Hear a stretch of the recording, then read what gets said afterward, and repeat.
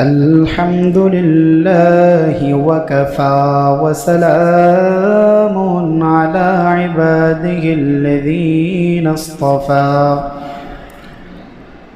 أما بعد فأعوذ بالله من الشيطان الرجيم بسم الله الرحمن الرحيم وأذن في الناس بالحج يأتوك رجالا وعلى كل ضامر يأتين من كل فج عميق وقال النبي صلى الله عليه وسلم بني الإسلام على خمس شهادة أن لا إله إلا الله وأن محمد رسول الله وإقام الصلاة وإيتاء الزكاة والحج إن استطعت إليه سبيلا صدق الله المولانا العظيم وصدق رسوله النبي الأمي الكريم ونحن على ذلك لمن الشاهدين والشاكرين والحمد لله رب العالمين لا إله إلا الله لا إله إلا الله لا إله إلا الله لا إله إلا الله لا إله إلا الله لا إله إلا الله ألا يا ساكن القصر المعلى ستدفن على قريب في التراب له ملك ينادي كل يوم لدون الموت ودلول الخراب قليل عمرنا بدار دنيا ومرجعنا إلى بيت التراب لا إله إلا الله لا إله إلا الله لا إله إلا الله لا إله إلا الله لا إله إلا الله لا إله إلا الله لا إله إلا الله لا إله إلا الله محمد رسول الله سبحان الله الحمد لله لا إله إلا الله سبحان الله الحمد لله لا إله إلا الله سبحان الله الحمد لله لا إله إلا الله তুমি বাঁচাও তুমি মারো যাই ইচ্ছে তাই করতে পারো তুমি বাঁচাও, তুমি মারো অবিরত ক্ষমা করো। ধরার যে জন তাকেই ধরো, ধরার যে জন তাকেই ধরো। তোমার মুঠোয় সবই আল্লাহ, সুবহানাল্লাহ, আলহামদুলিল্লাহ, লা ইলাহা ইল্লাল্লাহ, সুবহানাল্লাহ, আলহামদুলিল্লাহ, লা ইলাহা ইল্লাল্লাহ, সুবহানাল্লাহ, আলহামদুলিল্লাহ, লা ইলাহা ইল্লাল্লাহ। আলহামদুলিল্লাহ। আল্লাহ পাক রব্বুল ইজ্জতের দরবারে অসংখ্য অগণিত শুকর এবং সুজুদ যে আল্লাহ পাক রব্বুল ইজ্জত আমাদেরকে হায়াত তয়্যিবা দান করে সপ্তাহের সর্বশ্রেষ্ঠতম দিন জুমার দিনে আমাদেরকে দুনিয়ার মধ্যে আল্লাহর কাছে সবচাইতে প্রিয় জায়গা মসজিদে ইবাদতের ঘর, নবীদের ঘর, ওলিদের ঘর, সাহাবীদের ঘর, জান্নাতীদের ঘর, যেই ঘরের সাথে মিশে মানুষ জান্নাতি হয়েছে, যেই ঘরের সাথে মিশে মানুষ জান্নাতের রাস্তা দেখেছে, যেই ঘরের সংস্পর্শে এসে হজরতে ওমর হয়েছে, হজরতে আবু বকর জান্নাতপ্রাপ্ত সাহাবী হয়েছেন, হজরতে বেলাল সাধারণ থেকে অসাধারণ হয়েছেন, হজরতে খাব্বাব এবং খোবাইব সাধারণ থেকে অসাধারণ হয়েছেন। সেই ঘরে আল্লাহ তাআলা আমাদেরকে আজকের এই পবিত্র দিনে আগে ভাগে আসার তৌফিক যেই মালিক দান করেছেন, সেই মালিকের দরবারে আমরা হৃদয় থেকে খুশি মনে শুকর আদায় করে বলি আলহামদুলিল্লাহ। কিছুদিন পরেই বড় হজ শুরু হয়ে যাবে, যেটাকে কোরআনের ভাষায় বলা হয়েছে হজ্জুন আকবরুন, বড় হজ। হজের নিয়ত যারা করেছেন তারা টিকিট কেটে অনেকেই চলে গিয়েছেন, অনেকের টিকিটের যাওয়ার প্রসেসিং চলতেছেন। সেই মুহূর্তে আমরা হজ সম্পর্কে আলোচনা শুনব, হজের গুরুত্ব, হজের ফজিলত, হজ কি, কেন, কি কারণে আল্লাহ তাআলা দিয়েছেন এবং মানুষ কেন হজ করবে, তাদের নিয়তের মধ্যে কি থাকবে। তো আমরা প্রথমেই হজের গুরুত্ব নিয়ে আলোচনা করার আগে হজের সংজ্ঞাটা শুনি। হজ অর্থ কি? হজ্জুন, হজ, হা জিম জবর হজ। হজ শব্দের শাব্দিক অর্থ আল কসদু, অর্থাৎ নিয়ত করা, ইচ্ছা করা। হজের শাব্দিক অর্থ কি? নিয়ত করা। একটু মনে রাখতে হবে, হজের শাব্দিক অর্থ নিয়ত করা, ইচ্ছা করা।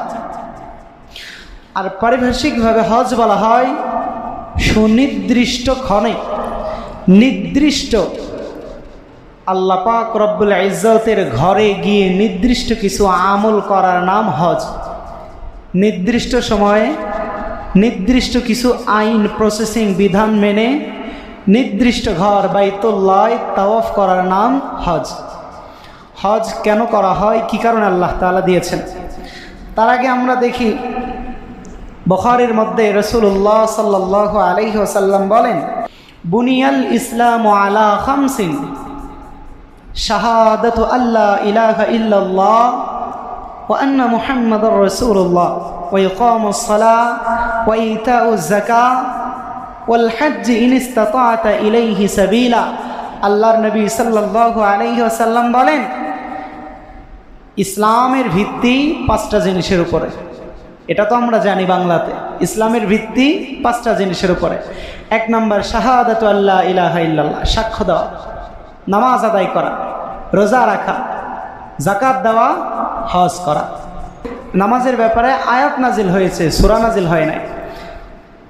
সূরাতুস সালাত নামে কোনো নামাজ সূরা আছে? সূরাতুস সালাত কোনো সূরা নাই।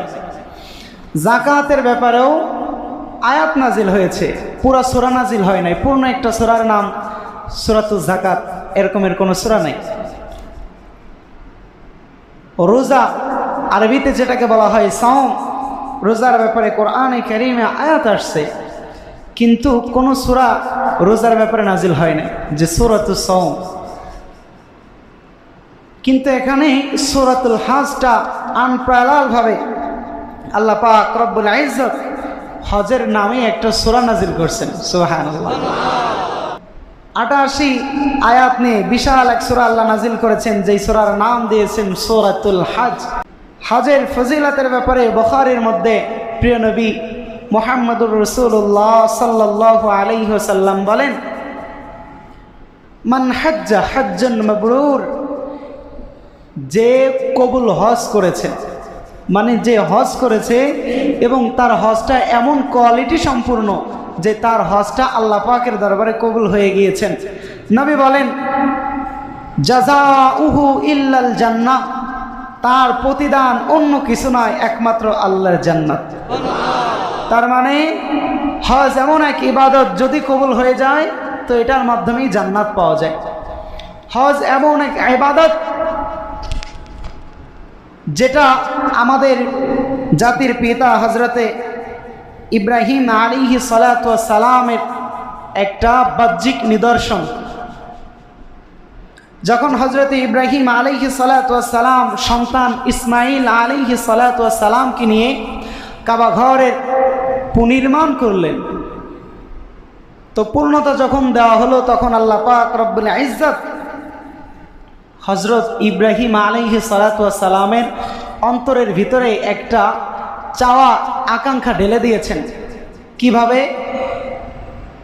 আল্লাহ পাক রব্বুল ইজ্জত কোরআনে কারীমের মধ্যে বিভিন্নভাবে আমাদের বাবার অন্তরের ইচ্ছার কথা বলেন। সূরাতুল বাকারা সহ সূরা আল ইমরান সহ কোরআনে কারীমের মধ্যে বিভিন্ন আয়াতের মধ্যে আল্লাহ পাক রব্বুল ইজ্জত বলেন, আমার খলিল ইব্রাহিম যখন আমার ঘর বাইতুল্লাহ পুনর্নির্মাণ করলেন, তো আমার খলিল যখন এত বড় একটা কাজ আমি রবের জন্য করলেন, আমি আমার হাবিব, আমি আমার খলিল হজরতে ইব্রাহিমের দিলের মধ্যে একটা চাওয়া ঢেলে দিলাম, ও বান্দা, তুমি আমার জন্য ঘর নির্মাণ করেছো, তো পুরস্কার হিসাবে তুমি কি চাও বলো, আমি তোমাকে দান করব। তো হজরতে ইব্রাহিম আলাইহিস সালাতু ওয়াস সালাম কাবা ঘরকে সামনে নিয়ে আল্লাহর দরবারে হাত উঠাইছে। এখান থেকে কথা একটু মনে রাখতে হবে, আমাদের বাবা হজরতে ইব্রাহিম নবিয়ুনা আলাইহিস সালাতু ওয়াস সালাম যখন হাত উঠাইছে, তো ওনার সামনে ফকির বাড়ির মসজিদ নাকি বাইতুল্লাহ, বাইতুল্লাহ সামনে নিয়ে আমাদের বাবা হাত উঠাইছে, তো দোয়া করতেছেন খলিলুল্লাহ। দোয়া করতেছেন কে? খলিলুল্লাহ, ইব্রাহিম খলিলুল্লাহ। এবং ইব্রাহিম খলিলুল্লাহর দোয়ার সাথে সাথে আমিন আমিন বলে দোয়ার সমর্থন জানাইছেন ওনার সন্তান হজরতে ইসমাইল জাবিহুল্লাহ, যাকে আল্লাহর নামে জবাই করা হয়েছিল, ওনাকে বলে জাবিহুল্লাহ। তাইলে এবার বলেন, যেই ঘরের সামনে দোয়া করা হয়েছে ওই ঘরের নাম কি? বাইতুল্লাহ। যিনি দোয়া করেছেন উনি খলিলুল্লাহ, যিনি দোয়ার সাথে আমিন বলেছেন উনি জাবিহুল্লাহ। বলে হযরত ইব্রাহিম আলাইহিস সালাতু ওয়াস সালাম বলে, আল্লাহ যখন চাইতেই বলছে ছোট জিনিস চাইবো না, বড়টাই চাইবো। না চাওয়াতে আল্লাহ তাআলা আমাকে দিয়েছেন হযরতে ইসমাইল জাবিহুল্লাহ। এবার আল্লাহ আমারে চাইতে দিয়েছে, তো এবার আর জাবিহুল্লাহ জমজমওয়ালারে চাইবো না, এইবার আমি হাউজে কাউসার নবী মুহাম্মদুর রাসূলুল্লাহরে চাইবো। আমাদের নবীকে চাওয়ার জন্য আল্লাহ পাক রব্বুল ইজ্জত পয়গম্বর হযরত ইব্রাহিম আলাইহিস সালাতু ওয়াস সালামকে হাত উঠাইতে বলছেন। এবার পয়গম্বর হযরত ইব্রাহিম হাত উঠায় বলতেছেন, রব্বানা ওয়াবআস ফীহিম রাসূলান মিন আনফুসিহিম ইয়াতলু আলাইহিম আয়াতি ওয়া ইউযাক্কিহিম ওয়ায়ুআল্লিমুহুমুল কিতাবা ওয়াল হিকমা।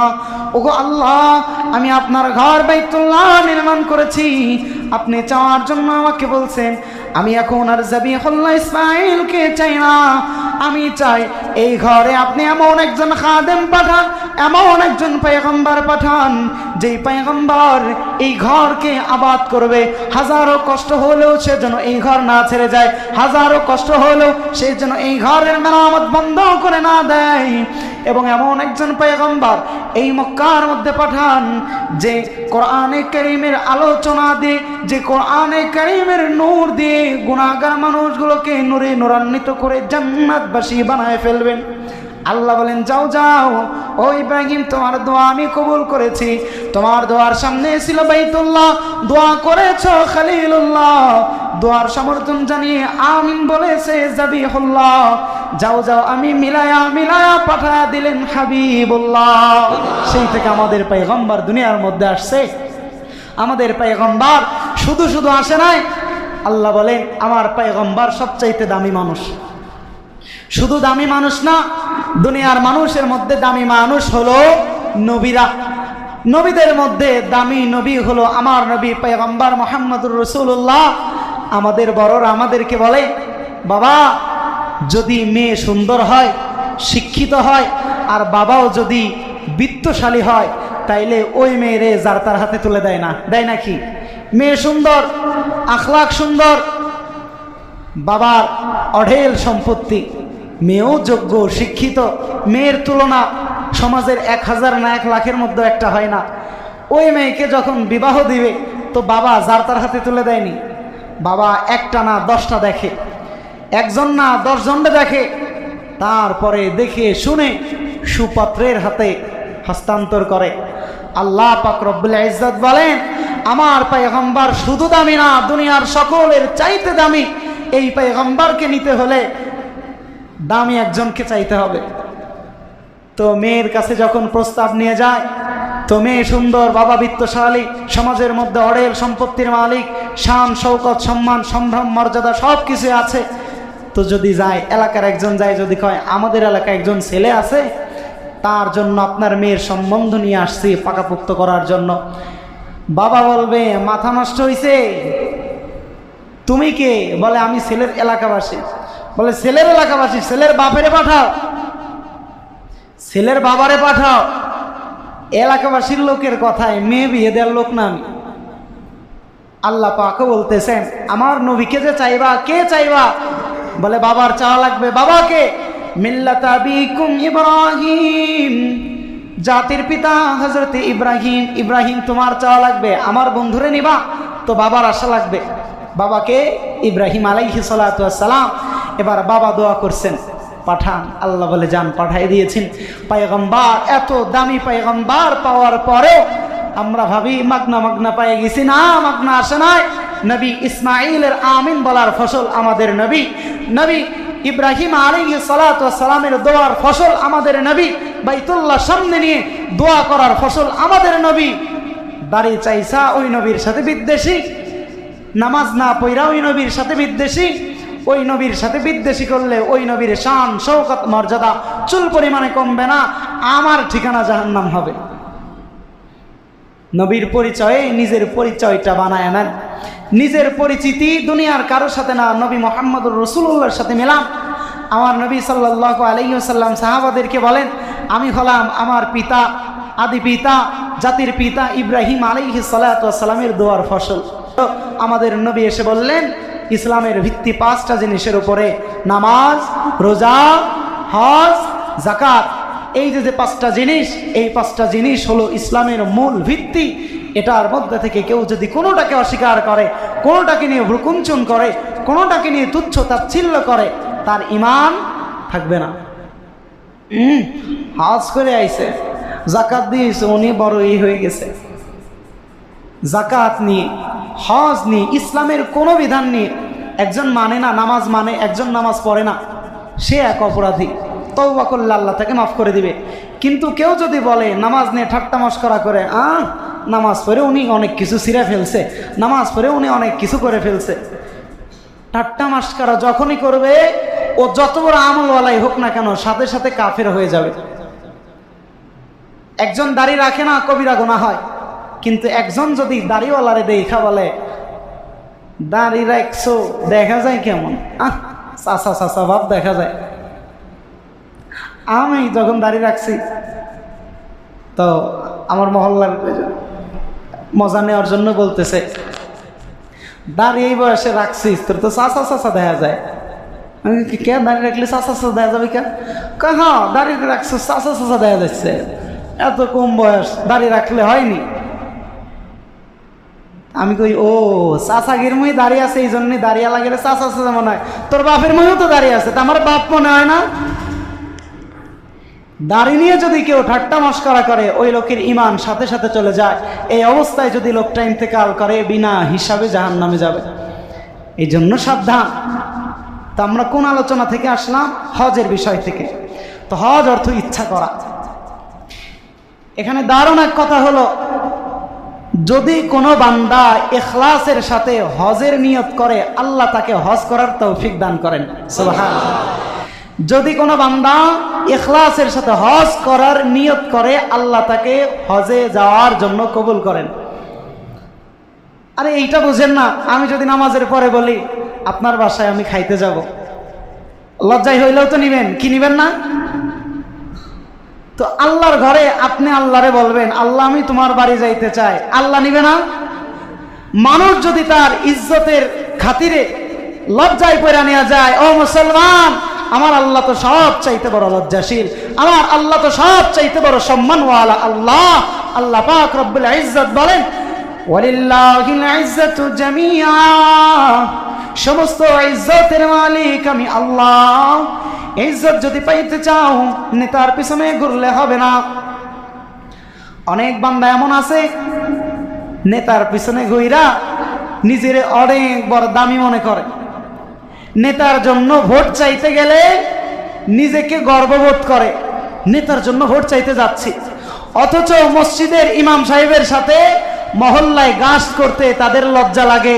এই লোকের বিবেকের উপরে শয়তানে পেশাব না পায়খানা করছে। যেই লোক মনে করে নেতার জন্য ঘুরলে আমার হেডাম বাড়বে, আর মসজিদের ইমামের সাথে আলেমের সাথে লোকেদের মাঝে দাওয়াত দিয়ে ইসলামের কথা বললে আমার প্রেস্টিজ কমে যাবে, এই লোকের বিবেকের উপরে শয়তানে পেশাব করেছে। মর্যাদা কোথায় আপনি জানেন না, তাইলে সম্মান কোথায় আপনি জানেন না এখনো। আল্লাহ তাআলা বলছেন, ওয়ালিল্লাহিল ইজ্জাতু জামিআ, সমস্ত ইজ্জতের মালিক আমি আল্লাহ তাআলা। ইজ্জতের মালিক কে?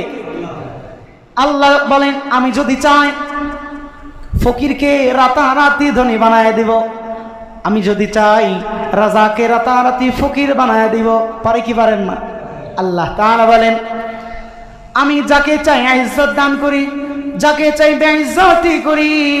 ফিরাউনের কত মর্যাদা ছিল, আমি বেইজ্জতি করে ছেড়ে দিছি। নমরুদের কত মর্যাদা শানওয়ালা ছিল, আমার সাথে গাদ্দারি করছে, তো আমি বেইজ্জতি করে ছেড়ে দিয়েছি। ও দুনিয়ার বান্দা, দুনিয়ার মধ্যে গিয়ে তুমি আমি আল্লাহর সাথে দুশমনী আচরণ কইরো না। তোমার পূর্বের ইতিহাস দেখে, তোমার পূর্বের ট্র্যাজেডি গুলো দেখে শিক্ষা নিয়ে নাও। আল্লাহ পাক রব্বুল ইজ্জত কত নগণ্য নগণ্য মানুষকে ইজ্জতওয়ালা বানাইছেন, আবার কত সম্মানী মানুষকে বেইজ্জতি দান করেছেন। কেন? শুধুমাত্র ইসলাম মানার কারণে, আর ইসলাম অমানার কারণে। ইসলাম যারা মানছে তারা সম্মানিত, যারা মানে নাই তাদেরকে আল্লাহ বেইজ্জতির শৃঙ্খলে আবদ্ধ করেছেন। আজীবন তারা বেইজ্জতির শৃঙ্খলের মধ্যেই ঘুরপাক খাইতে থাকবে। ফেরাউন চাইলেও জীবনে আর সম্মান পাবে না, নমরুদ চাইলেও জিন্দগিতে সম্মান পাবে না, আবু জাহেল চাইলেও জিন্দগিতে সম্মান পাবে না। নাফরমান বেনামাজি সেও আবু জাহেলরে ভালো বলে না, বলেনি? নাফরমান বেনামাজি সুদখোর ঘুষখোর বেপরদাওয়ালি ফেরাউনের নাম শুনলে গালি দিয়ে কথা কয়। আল্লাহ বলেন, ইজ্জত সম্মান অর্থের মধ্যে নাই। ইজ্জত সম্মান আমি মালিকের কাছে, আর আমি মালিকের কাছে যে সম্মানিত হবা দুনিয়ার মধ্যে, আমি আল্লাহ তাকে সম্মানিত করে দিব। আল্লাহ পাক রব্বুল ইজ্জত বলেন, সম্মান যদি পাইতে চাও মালিকের ইবাদতের দিকে চলে আসো। মালিকের ইসলামের ভিত্তির মধ্যে পঞ্চম এক ভিত্তির নাম হলো ওয়াল হাজ্জু ইন ইসতাতা ইলাইহি সাবিলা। আমি আল্লাহর ঘর তোমরা তাওয়াফের জন্য আসো যদি সামর্থ্যবান হও। দুনিয়ার কত মানুষ সামর্থ্যবান হয়, ইউরোপ আমেরিকার মধ্যে তারা ট্যুরে যায়, সিঙ্গাপুরের মধ্যে ভ্রমণে যায়। আল্লাহ পাক রব্বুল ইজ্জত বলেন, না না, ইজ্জত যদি পাইতে চাও সম্মান যদি পাইতে চাও ইবাদতের দিকে আগায় আসো। আল্লাহ তাআলা তোমাকে অর্থ করে দিয়েছে, তো আমার হাবিবের রওজা দেখে আসো, আমি আল্লাহ তোমাকে এমন সম্মানিত করব বান্দা, হাসরের ময়দানে হাজার নয় লক্ষ নয় কোটি কোটি মানুষ তোমার মতো হইতে চাইবে। কেমন সম্মানিত! আবু দাউদ শরীফের মধ্যে হাদিস আসছে, হযরত ওমর রাদিয়াল্লাহু তাআলা আনহু থেকে বর্ণিত, তিনি বলেন, ক্বালান নবী সাল্লাল্লাহু আলাইহি ওয়াসাল্লাম, মান যারা কবরি ওয়াজাবাত লাহু শাফাআতি।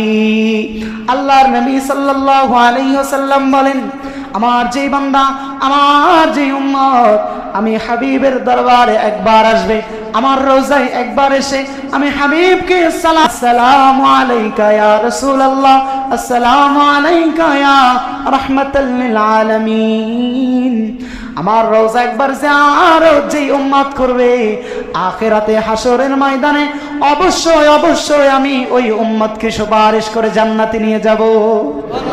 একবার যেই উম্মত আমার রওজায় জিয়ারত করতে যাবে, মক্কা মদিনা ট্যুরের জন্য যাবে, আল্লাহর বিধান পালনের জন্য যাবে, আমি নবী বলতেছি ওয়াজাবাত লাহু শাফাআতি, ওই উম্মতের উপর হাসরের ময়দানে আখিরাতের ময়দানে তাকে সুপারিশ করা আমি নবীর উপর ওয়াজিব হয়ে যায়। বলেন সুবহানাল্লাহ। তো নবীর সুপারিশ আমরা প্রত্যেকেই চাই, চাই না? যে আখিরাতে যেদিন আমার মা আমাকে চিনবে না, আমার বাবা আমাকে চিনবে না, সেদিন আমার হাবিব যেন আমাকে চেনে, আর আমার হাবিব যেন বলে ওহু মিন উম্মতি, সে আমার উম্মত, আয় আল্লাহ সে আমার উম্মত, তাকে আপনি ছেড়ে দেন। আর আল্লাহ বলবেন উদখুলুহা বিসালাম, যাও যাও। আমার হাবিব যাকে যাকে বলবে শেষে নিশ্চিন্তে, বিনা দ্বন্দ্বে, বিনা চিন্তিত অবস্থায় জান্নাতের মেহমান হয়ে যাও। আমাদের ইচ্ছা মক্কা মদিনায় যাওয়া, ইচ্ছা আছে না ইনশাআল্লাহ? কার কার ইচ্ছা আছে মক্কা মদিনা ভ্রমণ করা? আয় আল্লাহ আমাদের প্রত্যেকের মনের নেক ইচ্ছাকে পূরণ করে দাও। জিন্দেগিতে একবার হইল আপনার হাবিবের দরবারে যেন আমরা গিয়ে সালাম পৌঁছাইতে পারি, সেই তৌফিক দান আল্লাহ কবুল করেন, বলেন আমিন। মনে বড় আশা ছিল যাব মদিনায়, মনে বড় আশা আছে যাব মদিনায়, সালাম আমি করব গিয়ে নবীর রওজায়, মনে বড় আশা ছিল যাব মদিনায়, মনে বড় আশা আছে যাব মদিনায়,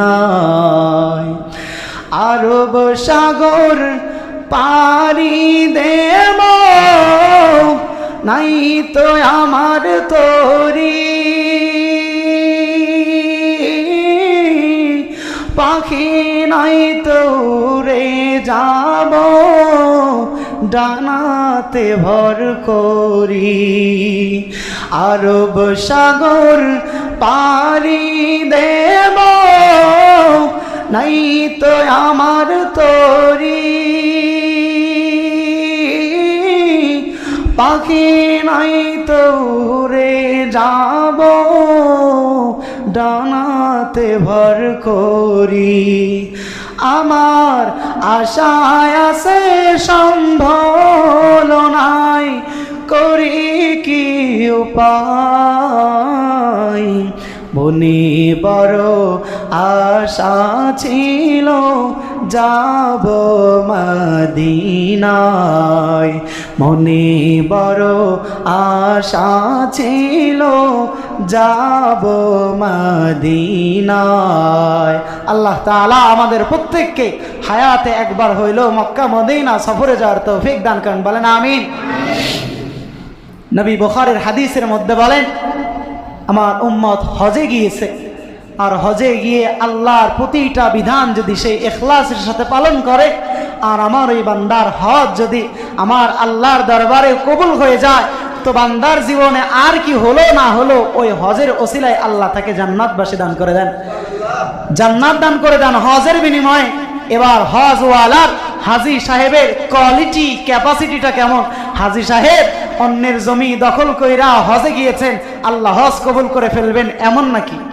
হাজী সাহেব স্ত্রীকে বেপরদায় রাখা হজে চলে গেছেন, হজ কবুল হবে এমন নাকি? হাজী সাহেব আরেকজনের সাথে লাগালাগি কইরা, হাজী সাহেব আরেকজনের সাথে দ্বন্দ্ব ফেসাদে জয়রা, হাজী সাহেব দিলের মধ্যে আরেকজনের জন্য আক্রোশ বিভেদ আর গ্যাঞ্জাম লাগায়া হজ করে চলে আসছে, আর ওই হজ আল্লাহর কাছে কবুল হবে এমন হবে? ফ্রেশ দিল নিয়ে ফ্রেশ জায়গায় ফ্রেশ ইবাদত করবে যে, আল্লাহ বলেন আমার জান্নাতের মেহমান হবে সে। আল্লাহ তাআলা আমাদেরকে ফ্রেশ ইখলাস ওয়ালা অন্তর নিয়ে নবীর রওজায় জিয়ারতের তৌফিক দান করেন, বলেন আমিন। হাজী সাহেবদের কোয়ালিটি আছে, হাজী সাহেবদের ক্যাপাসিটি আছে। হাজী সাহেব তার হজের পরে যদি তার মধ্যে পরিবর্তন না আসে, ওইটা হজ না। হাজী সাহেব হজ করে আসছে, তার মধ্যে পরিবর্তন দেখা যায়, দুনিয়াবি পরিবর্তন। হাজী সাহেব হজ করে আসছে, আগে যাও নামাজ পড়তো, এখন পড়ে না। হাজী সাহেব আগে যাও ইসলাম মানতো, এখন মানে না।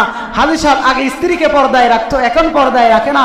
হাজী সাহেব আগে, এখন আমাদের হাজী সাহেবদের অবস্থা কেমন জানেন?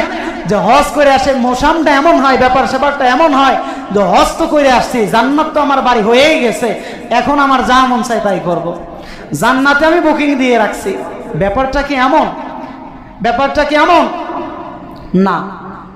হজ আমরা করে আসবো এমন ভাবে, আল্লাহ আমাদেরকে এমন ভাবে হজের তৌফিক দিক যেন আমরা ওই হজের মাধ্যমে জান্নাতের মেহমান হতে পারি। ভাইরা, এমন হাজিও আমার চোখে আছে, যে হাজি সকালে যায় দোকানে টিভি বসতে, টিভি দেখতে বসে, আর দুপুরে আসে, নামাজটা কোনো মতো পড়ে খাবার দাবার খেয়ে আবার বাজারে চলে যায়, আর আসে 10টার সময়।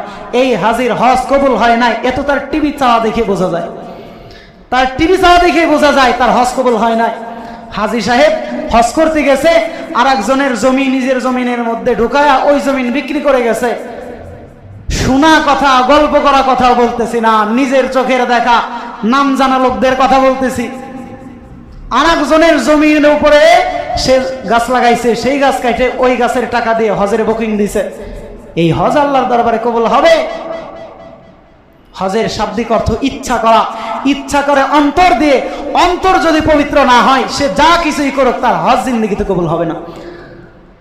হজের মৌসুম, হজে অনেকেই যাবেন, অনেকে হজের নিয়ত করেছেন। আল্লাহ তাআলা যারা গিয়েছেন বারবার যাওয়ার তৌফিক দান করুন, যারা যায় নাই তাদেরকে অন্তত জীবনে একবার হইল আমার হাবিবের রওজায় গিয়ে আমরা যেন হাবিবকে সালাম জানাই, বলতে পারি ইয়া রাসূলুল্লাহ, জীবনে আপনাকে দেখি নাই, কিন্তু আপনার মহাব্বতে আমরা সিঙ্গাপুর যাই নাই, আপনার মহাব্বতে আমরা আমেরিকায় যাই নাই, আমরা আপনার রওজা একবার জিয়ারতে আসছি। আপনার মদিনার সবুজ গম্বুজ আমাকে পাগল করেছে, ওই পাগলওয়ারা হয়ে আমি মতওয়ারা হয়ে এই মদিনার ছায়াতলে আসছি। নবী আমাকে চিনে রাখেন, হাসরের ময়দানে আমাকে একটু পরিচয় দেন। আল্লাহ আমাদের প্রত্যেককেই তৌফিক দান করুন, বলেন আমিন। শেষ একটা হাদিস বলে আমার আলোচনা, সংক্ষিপ্ত আলোচনা এখানেই শেষ করব। যেহেতু এখানে আসলো আমাদের আন্তরিক ইচ্ছার কথা। আল্লাহর নবী সাল্লাল্লাহু আলাইহি ওয়াসাল্লাম হযরতে আনাস ইবনে মালিক, নবীজির খাদেম, 10 বছর যিনি নবীর খেদমতে ছিলেন, নবীর সংস্পর্শে এত দীর্ঘদিন ধরে উনি ছিলেন। নবী একবার হযরতে আনাসকে বলতেছেন, আল্লাহর নবী সাল্লাল্লাহু আলাইহি ওয়াসাল্লাম তিরমিজির হাদিসের মধ্যে বলেন, একবার সাহাবী হযরতে আনাস ইবনে মালিক রাদিয়াল্লাহু তাআলা আনহুকে ডাক দেয়া বলে, ও আনাস। হযরতে আনাস রাদিয়াল্লাহু তাআলা আনহু রাসূলুল্লাহর ডাকে সাড়া দিয়ে বলতেছেন, লাব্বাইকা ওয়া সাদাইকা ইয়া রাসূলুল্লাহ। ওগো হাবিব, কি বলবেন বলেন, আমি আপনার দরবারে উপস্থিত রয়েছি, আপনার কথা শোনার জন্য আমি প্রস্তুত রয়েছি, বলেন কি বলবেন। আল্লাহর নবী এবার বলেন, ইন্না মিন সুন্নতি, নিশ্চয় আমার একটা সুন্নাত আছে, আজিমুশ শান এক সুন্নাত আছে। আমার কোন উম্মত যদি এই একটা সুন্নাত সারা জিন্দেগিতে আমল করে, ওই উম্মত শুধু জান্নাতি হবে না, জান্নাতে ওই উম্মতের ঘরটা আমি নবীর ঘরের পাশে হবে। সুবহানাল্লাহ। শুধু জান্নাতি হবে না, জান্নাতে তার ঘরটা ওইখানে হবে যেখানে আমি নবী মুহাম্মদুর রাসূলুল্লাহর ঘর হবে।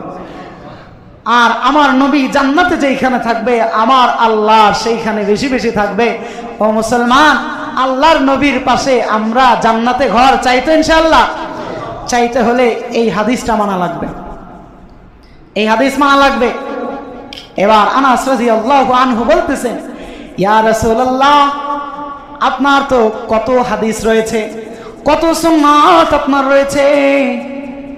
মিসওয়াক করা আপনার সুন্নাত, ডান হাত দিয়ে খাবার খাওয়া আপনার সুন্নাত, খাবার খাওয়ার শুরুতে বিসমিল্লাহ বলা আপনার সুন্নাত, ডান পায়ে আগে জুতা পরিধান করা আপনার সুন্নাত।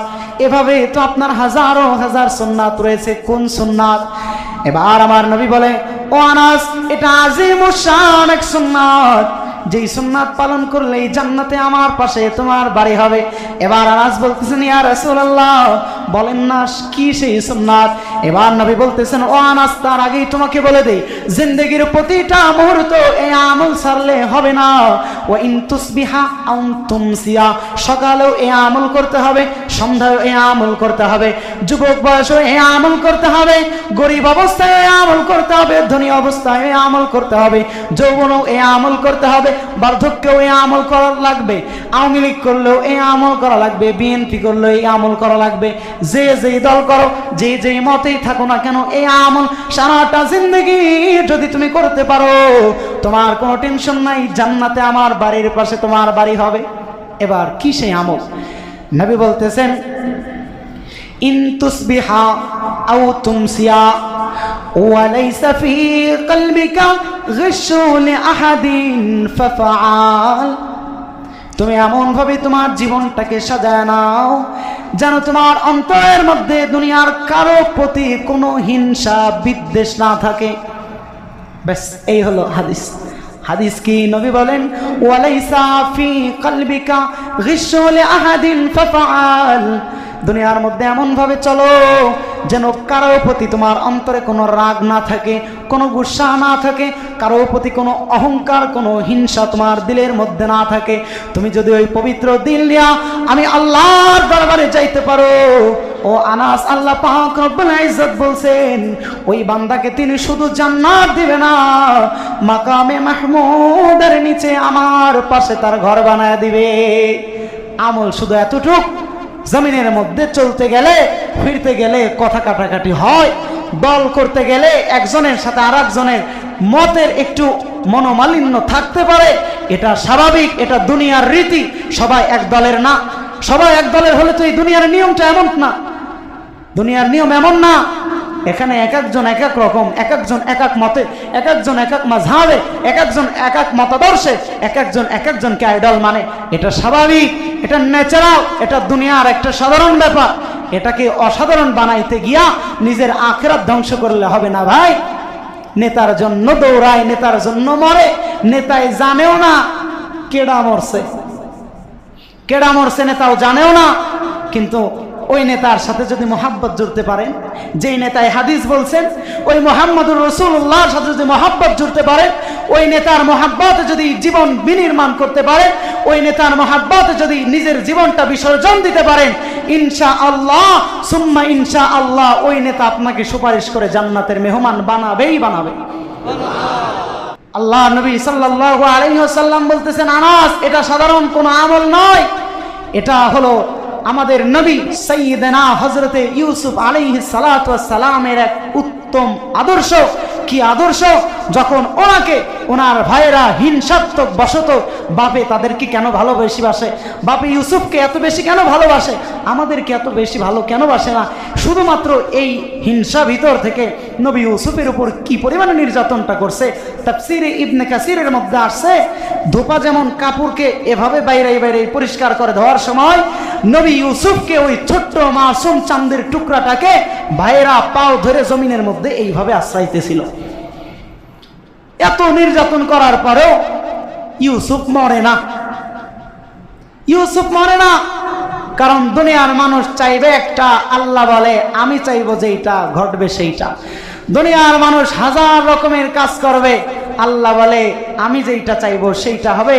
ফাআলুল লিমা ইউরিদ, এই দলের লোক একজন একটা বলবে, ওই দলের লোক একটা বলবে, এই নেতা একটা বলবে, ওই নেতা একটা বলবে। আল্লাহ বলেন আমি যেইটা বলবো সেইটা হবে। তো আমার পক্ষে যারা আসো তাদের কখনোই হতাশ হওয়া লাগবে না, কারণ মালিক যেইটা করবে সেইটার উপরেই তারা আলহামদুলিল্লাহ বলবে। এবার হযরত ইউসুফ যখন এত নির্যাতনের পরেও মারা যায় না, তো গহীন এক কূপের মধ্যে হযরত ইউসুফকে ফেলে দিয়েছেন। হযরত ইউসুফকে যখন ফেলে দিয়েছেন, হযরত ইউসুফ ওই কুয়ার মধ্যে থেকে ভাইদেরকে নরম সুরে ডাক দেয়, ও ভাই আমারে উঠায় নাও। ভাইরা বলে কিরে এখনো জীবিত? তো উপর থেকে বিশাল বিশাল পাথর ওই কূপের মধ্যে ফেলছে। আল্লাহ বলেন ওরা চাইছে ইউসুফকে মারতে, আমি তো চাই আমার ইউসুফ নবী হবে, আমি তো চাই আমার ইউসুফের মাধ্যমে হাজারো মানুষ জান্নাতের রাস্তায় আসবে। এই ইমাম সাহেবের জন্য এত চক্রান্ত কইরো না, আলেমকে জেলে বইরা মারতে চাও। আল্লাহ বলেন আমি তো চাই আলেমের মাধ্যমে 1000 লোক নামাজি বানাইতে। আলেমকে তোমরা জেলে বইরা তাকে দুনিয়া থেকে সরাইতে চাও, আমি আল্লাহ তো চাই এই আলেমের মাধ্যমে হাজারো মানুষ নামাজি হবে। আমি আল্লাহ তো চাই এই আলেমের মাধ্যমে ফকির বাড়ির মানুষ জুমার মসজিদের আলোচনা শুনে আসরে আসবে, মাগরিবে আসবে, এশায় আসবে, তারা সুদ ছাড়বে, ঘুষ ছাড়বে, আল্লাহ ওয়ালা হবে। আল্লাহ বলেন যখন ইউসুফকে এভাবে পাথর নিক্ষেপ করা হলো, আমি আল্লাহ জিবরিল আমিনকে পাঠাই দিয়েছি।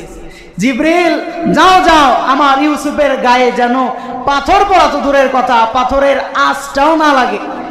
জিবরিল আলাইহিস সালাতু ওয়াস সালাম, তাফসীর ইবনে কাসিরের মধ্যে তিরমিজির হাদিস আসছে, উনি উনার 600 ডানা দিয়ে হযরতে ইউসুফ আলাইহিস সালাতু ওয়াস সালামকে প্রোটেক্ট করছেন।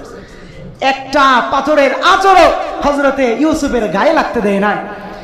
এভাবে যখন ইউসুফ আলাইহিস সালামকে এসে বলতেন চুপ থাকো, ইউসুফ আলাইহিস সালাম চুপ। এবার ভাইয়েরা ভাবছে শেষ হয়ে গেছে, চলে গেছে। ভাইয়েরা এখনো শিওর হয় নাই যে মারা গেছে নাকি, দূরে ঝোপঝাড়ের মধ্যে বসে আছে।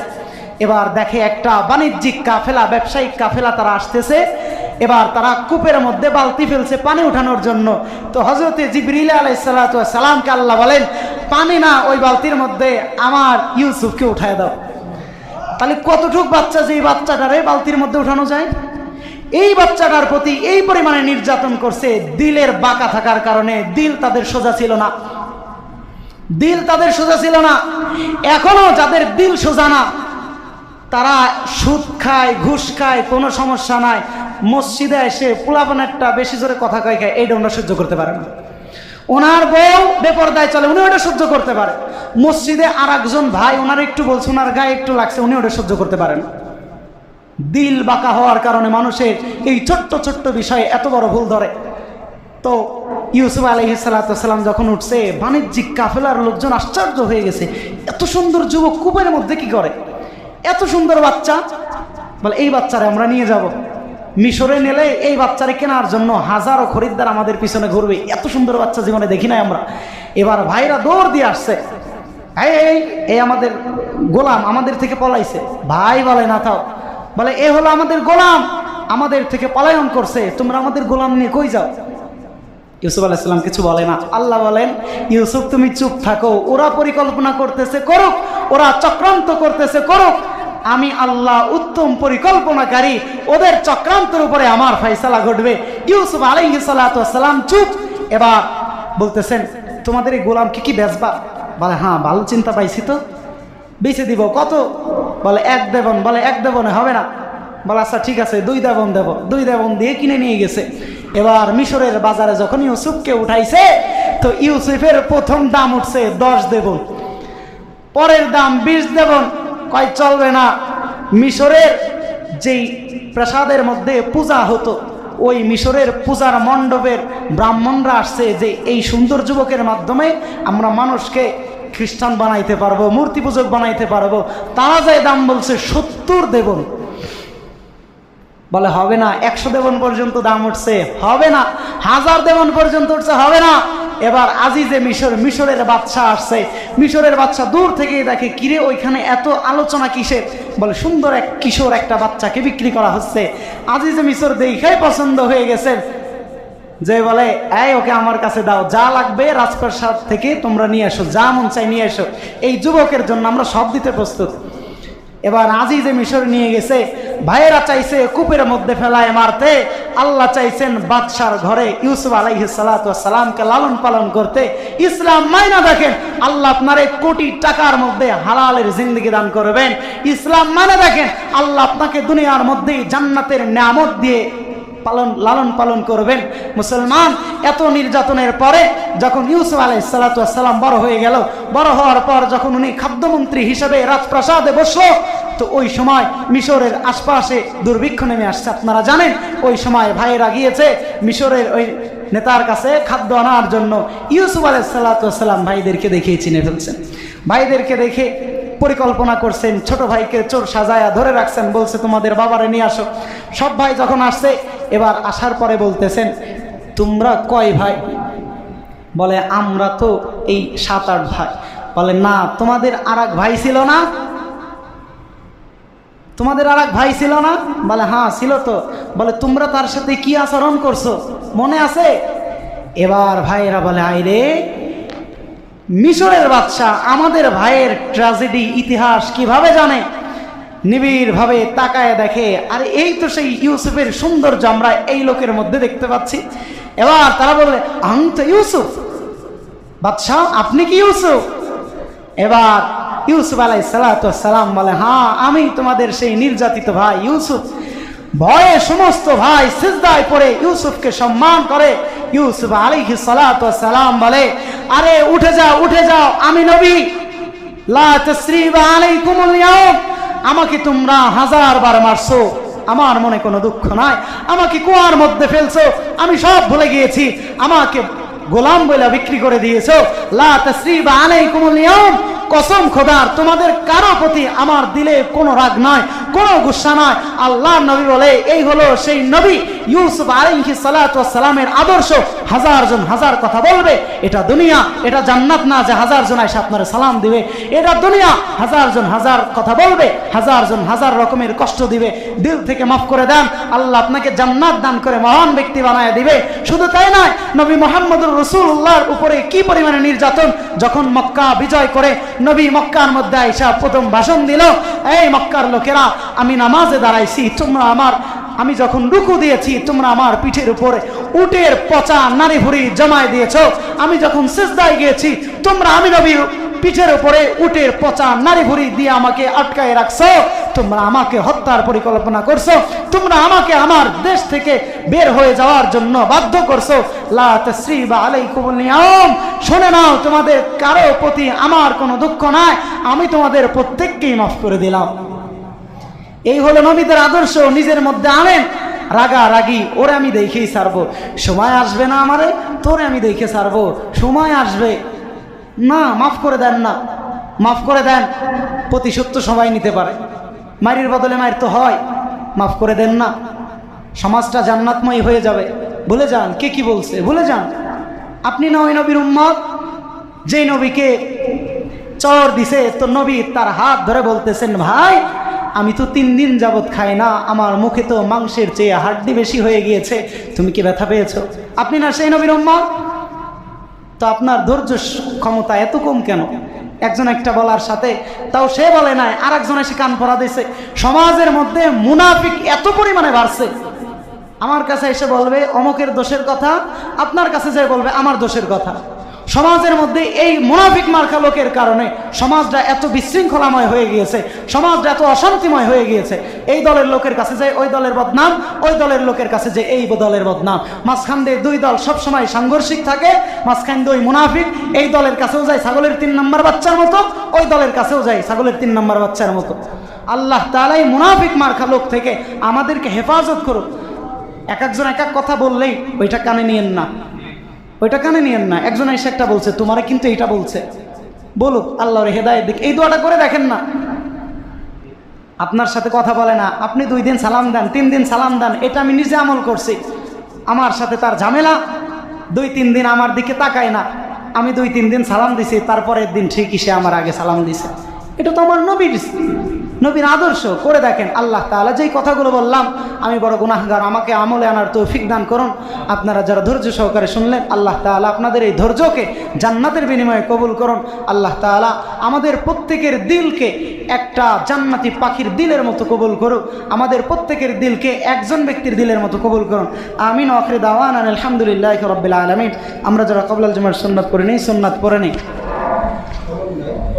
আচ্ছা, কলম নাই?